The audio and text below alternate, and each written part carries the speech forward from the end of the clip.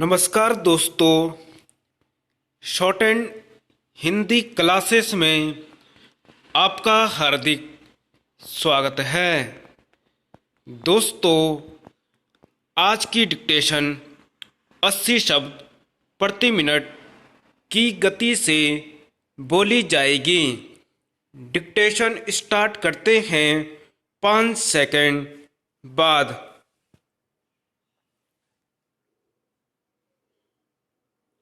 महोदय, भाषा अभिव्यक्ति के आदान प्रदान का एक प्रमुख साधन है। इसके माध्यम से न केवल हम अपने व्यक्तित्व की छाप दूसरे पर छोड़ सकते हैं, बल्कि महान व्यक्तियों के चरित्रों से भी बहुत कुछ प्राप्त कर सकते हैं। जीवन के किसी भी क्षेत्र में भाषा का अपना ही महत्व है। भाषा के योगदान के बिना हम एक संपूर्ण सृष्टि की कल्पना नहीं कर सकते हैं। भाषा किसी भी देश, जाति व संस्कृति की समवायिका होती है। भाषा चेतना प्रदान करती है, भाषा संस्कार देती है तथा भाषा के माध्यम से हम किसी देश के ज्ञान विज्ञान के बारे में संपूर्ण जानकारी प्राप्त कर सकते हैं। अंतर्राष्ट्रीय स्तर पर भी भाषा ही एक ऐसा माध्यम है जिसके द्वारा एक देश की गतिविधियों की जानकारियां दूसरे देशों को प्राप्त होती हैं, चाहे वह धर्म का क्षेत्र हो, राजनीति का क्षेत्र हो, साहित्य व संगीत का क्षेत्र हो अथवा ज्ञान व विज्ञान का। भाषा के बिना कोई भी राष्ट्र गूंगा होता है। बिना भाषा के न ज्ञान का विस्तार हो सकता है और न ही विज्ञान का। वही देश गर्व से विश्व मानचित्र में अपना मस्तक ऊंचा कर सकता है, जिसने रीढ़ की हड्डी के रूप में अपनी राष्ट्रभाषा को अपना रखा है। बिना अपनी भाषा की पहचान किए किसी विदेशी भाषा में पारंगत होना महज भ्रम ही है। भावनाओं की जो मौलिक अभिव्यक्ति अपनी राष्ट्रभाषा में होती है, वह विदेशी भाषा में किसी भी रूप में नहीं हो सकती। हम कहीं संकोच वश अंदर ही अंदर मस्तिष्क रूपी कंप्यूटर से भाषाओं का अनुवाद करते हैं तथा मौलिक भावनाओं को छोड़कर अनुवाद के माध्यम से उसे अंग्रेजी में अथवा अन्य किसी विदेशी भाषा में अभिव्यक्त करते हैं। यह मूल अभिव्यक्ति का संकोच ही आज की आज़ादी की इतनी लंबी अवधि के बाद भी हमारे लिए सोच व विवशता का कारण बना हुआ है। अपनी भाषा आत्मनिर्भरता व स्वाभिमान प्रदान करती है।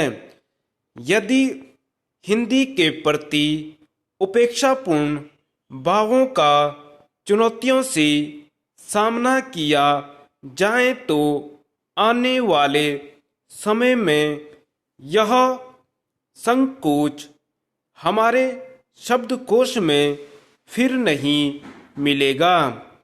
बात केवल सोच की है कि हम अपने देश व देश की भाषा के प्रति कितना मोह रखते हैं।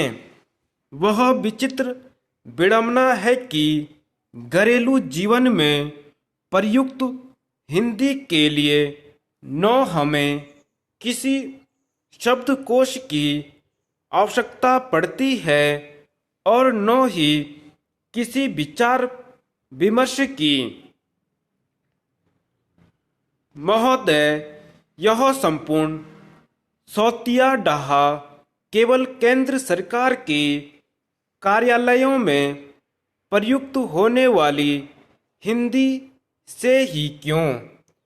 यदि हम यह प्रश्न स्वयं से करें और स्वयं में ही इसका उत्तर ढूंढें तो शायद हमें सही दिशा प्राप्त हो सकती है।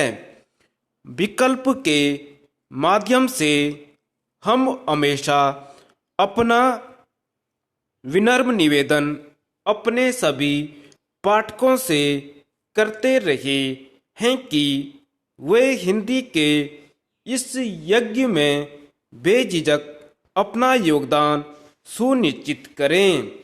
इसी प्रक्रिया में जब संकोच टूटता दिखेगा और भावनाएं धारा प्रवाह रूप लेंगी तो स्वतः ही हर हिंदी प्रेमी, चाहे वे वैज्ञानिक हों, अधिकारी हों अथवा कोई कर्मचारी, अपने मार्ग सफलता प्राप्त करते दिखेंगे।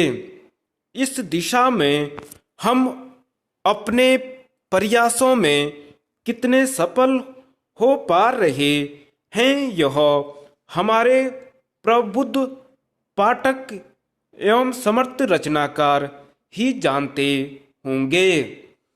विकल्प रूपी पौधे के पालन पोषण में सुधी पाठकों, लेखकों का महत्वपूर्ण योगदान है।